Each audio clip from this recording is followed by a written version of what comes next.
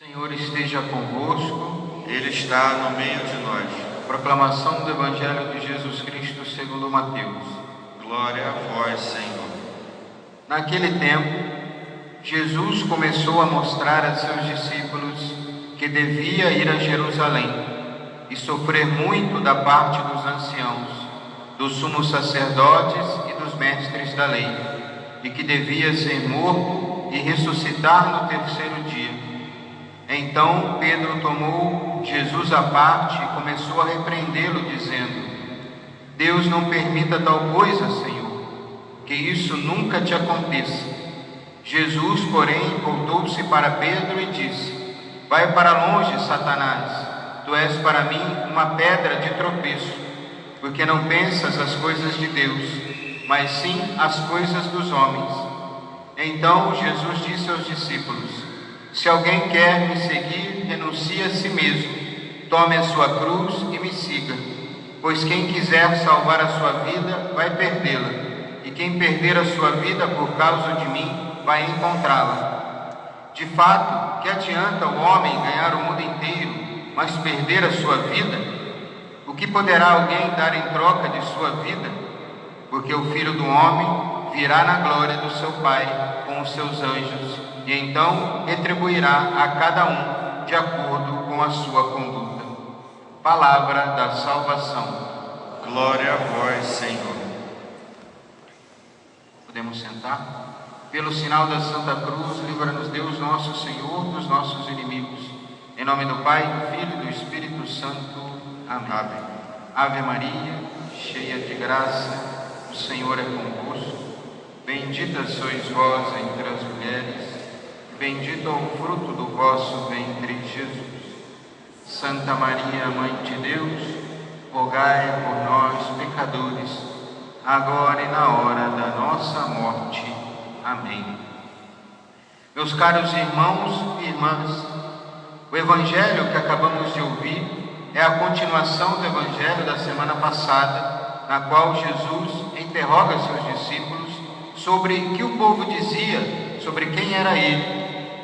Pergunta também aos próprios discípulos: E vós, quem dizeis que eu sou? E São Pedro respondia: Tu és o Cristo, o Filho de Deus vivo. Depois desta resposta, recebe de Jesus a autoridade sobre a sua igreja.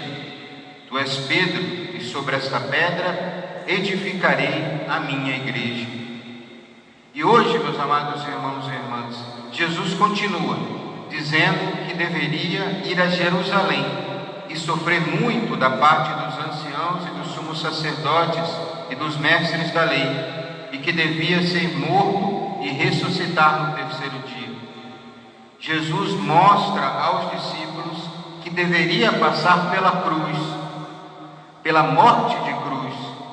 Ele anuncia a sua paixão. A narrativa do Evangelho de hoje nos mostra o momento crítico que Jesus irá passar, o mais crítico, podemos dizer, pois ele sabe que será preso, insultado, flagelado, crucificado e morto, e anuncia isso aos seus discípulos e amigos sobre o seu sofrimento. Porém, São Pedro não compreende e pensa humanamente, e não crê que isso pode ser possível. É um drama, não só de Pedro, mas também de cada um de nós, de compreender o valor do sofrimento de Jesus, e também de compreender o valor do nosso sofrimento. O pensamento mundano de Pedro e o anúncio do sofrimento de Jesus são dois caminhos completamente diferentes, que não se comunicam. De um lado, o pensamento da fuga e da dor, e a busca do prazer desenfreado, e do outro lado, a aceitação sobrenatural do sofrimento salvífico. Mas esse dilema não foi apenas de Pedro, mas também é o nosso dilema. É também o dilema do mundo contemporâneo. Mas Jesus, no Evangelho de hoje, repreende a Pedro e assim admoesta a cada um de nós. Diz assim Jesus: Tu és para mim pedra de tropeço, porque não pensas as coisas de Deus, mas sim as coisas do homem. E continua: que adianta o homem ganhar o mundo inteiro para perder a sua vida? O que poderá alguém dar em troca de sua vida? São dois caminhos desconexos. Ou escolhemos viver na lógica do mundo, ou escolhemos viver na lógica da cruz, no caminho proposto por Jesus. Meus amados, aqui não é a escolha do sofrimento pelo sofrimento. Nós não somos masoquistas, não buscamos simplesmente o sofrimento. Entretanto, sabemos que neste mundo não há como fugir do sofrimento. Podemos escolher unir a nossa cruz à cruz de Cristo, de unir nosso sofrimento diário ao sofrimento de Cristo, isso sim. E assim seguindo o chamamento de Jesus, assim nas palavras de Jesus: se alguém quiser me seguir, renuncie a si mesmo, tome a sua cruz e me siga. Pois quem quiser salvar a sua vida, vai perdê-la, e quem perder a sua vida por causa de mim, vai encontrá-la. Renunciar-se, tomar a cruz por causa de Jesus, não há outros. Qualquer outra possibilidade é uma ilusão humana. Temos que escolher: ou abraçamos o mundo e escolhemos a nossa condenação eterna, ou escolhemos a cruz e nos salvamos. Meus amados irmãos e irmãs, é interessante pensar que primeiro nosso Senhor nos seduz, como os ouvimos da boca do profeta Jeremias na primeira leitura: tu me seduziste, Senhor, e eu me deixei seduzir. É também o caminho do salmista, do salmo que ouvimos hoje: sois vós, ó Senhor, o meu Deus, a minha alma tem sede de vós, como terra sedenta e sem água. Vosso amor vale mais do que a vida. E nesse dilema, de um lado, seguir a Jesus, da sede que sentimos de Deus, de nos deixar seduzir por Ele, de segui-lo até o fim. E de outro lado, temos os apelos de um mundo. O que fazer? Nós já sabemos o caminho que devemos seguir, porém, não é um caminho fácil. É difícil, mas é libertador. Devemos ouvir o apóstolo Paulo, que nos disse na segunda leitura de hoje: eu vos exorto, irmãos, a vos oferecerdes em sacrifício vivo, santo e agradável a Deus. Este é o vosso culto espiritual. Ou seja, seguir a Cristo é abraçar a cruz, é se oferecer em sacrifício, em um sacrifício agradável a Deus, é ser um holocausto vivo, é deixar-se levar ao caminho do Calvário. Mas nós não vamos só, Deus caminha conosco. Não podemos tomar a maneira do mundo de ser. A vontade de Deus passa pela cruz, mas também passa pela ressurreição do Senhor.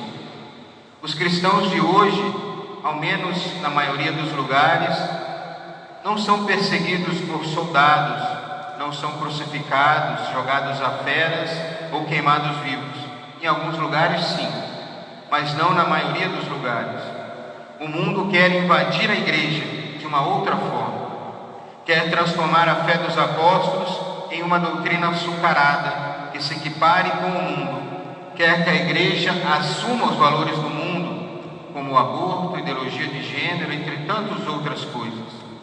Por outro lado, também quer ridicularizar aqueles que querem viver conforme os mandamentos e a tradição da igreja.